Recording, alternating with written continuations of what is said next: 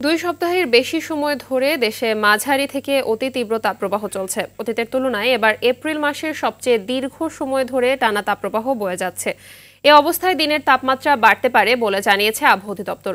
2 মের আগে তাপমাত্রা কমার তেমন একটা সম্ভাবনা নেই বলে জানিয়েছেন আবহাওয়াবিদ ডক্টর মোহাম্মদ আবুল কালাম মল্লিক। দক্ষিণ এশিয়া জুড়েই অতি তাপমাত্রার বলয় তৈরি হয়েছে, যার প্রভাব বাংলাদেশে পড়ছে বলে জানায় আবহাওয়া অধিদপ্তর।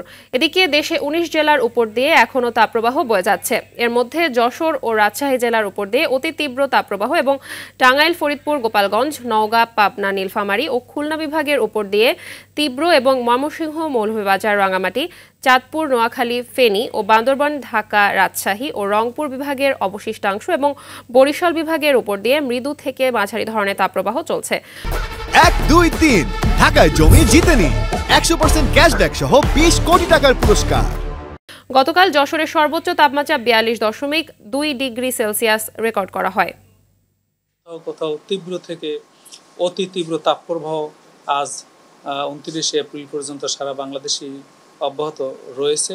আশঙ্কা করছি যে বিদ্যমান তাপপ্রবাহ 1 মে পর্যন্ত অব্যাহত থাকবে। তারিখের দিকে বিশেষ করে দেশের সিলেট বিভাগ, ময়মনসিংহ বিভাগ, ঢাকার পূর্বাঞ্চল, চট্টগ্রাম বিভাগ এবং বরিশাল বিভাগের কোথাও কোথাও অস্থায়ীভাবে দমকা বাতাস এবং ঝোড়ো হাওয়া সহ বৃষ্টি অথবা বজ্র সহ বৃষ্টি হতে পারে।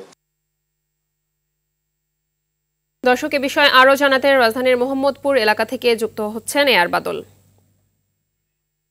বাদল, আবহাওয়া পরিস্থিতি নিয়ে স্বস্তির কোনো খবর আছে কিনা, কি বলছে আবহাওয়া অফিস জানাবেন। আর এরই সাথে জানতে চাইবো যে তীব্র গরমে জনজীবনে কি ধরনের প্রভাব পড়েছে দেখতে পাচ্ছেন। সংবাদে 1, 2, 3 ঢাকায় জমি জিতে নিন 100% ক্যাশব্যাক সহ 20 কোটি টাকার পুরস্কার। যেটি বলছিলেন মাহবুবা, যে 2 মে আগে আসলে তেমন কোনো সুখবর নেই, স্বস্তির কোনো খবর নেই। এরকম গরম তাপমাত্রা থাকবে পুরো এপ্রিল মাস জুড়েই।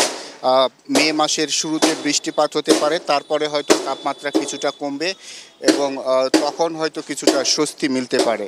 আমি রাজধানীর মোহাম্মদপুরে একটি নির্মাণাধীন ভবনের ছাদে রয়েছি। আপনি দেখতে পাচ্ছেন যে নির্মাণ শ্রমিকরা এই দুপুরের রোদের মধ্যে কাজ করছে এবং এই যে খেটে খাওয়া মানুষ যারা নির্মাণ শ্রমিক, যারা রিক্সা চালক এবং যারা রোদের মধ্যে কাজ করছেন, মজুরি করছেন, দিন মজুরি করছেন, যারা পুলিশ শ্রমিক, সবার অবস্থা প্রায় একই রকম। দীর্ঘক্ষণ রোদে থাকার কারণে অনেকেই অসুস্থ হয়ে পড়ছেন। যেহেতু জীবিকার তাগিদে আসলে তাদেরকে কাজ করতে হয়, এই কারণেই তারা এই রোদ উপেক্ষা করে কাজ করছেন। শুধু এই মোহাম্মদপুর এলাকায় নয়, রাজধানীর বিভিন্ন জায়গায় আমরা দেখেছি যে নির্মাণ শ্রমিকরা এরকম রোদ উপেক্ষা করে কাজ করছেন। এছাড়া রিক্সা চালক রয়েছেন এবং বিভিন্ন পেশার মানুষ যারা রয়েছেন, যারা একদিন রোজগার না করলে হয়তো তাদের কষ্ট ভোগ করতে হবে, তারা আসলে এই অতি তাপমাত্রা এবং তাপপ্রবাহ রেড অ্যালার্টকে উপেক্ষা করে তারা কাজে নেমেছেন। এই গরমে যদিও বিশেষজ্ঞরা বলছেন যে আধা ঘন্টার বেশি আসলে কাউকে রোদে দাঁড়িয়ে কাজ করা তাদের স্বাস্থ্যের জন্য ক্ষতিকর হবে, কিন্তু রুটি রুজির কারণে এটি করতে হচ্ছে। এই কারণেই জনজীবনে আসলে স্বস্তি নেই।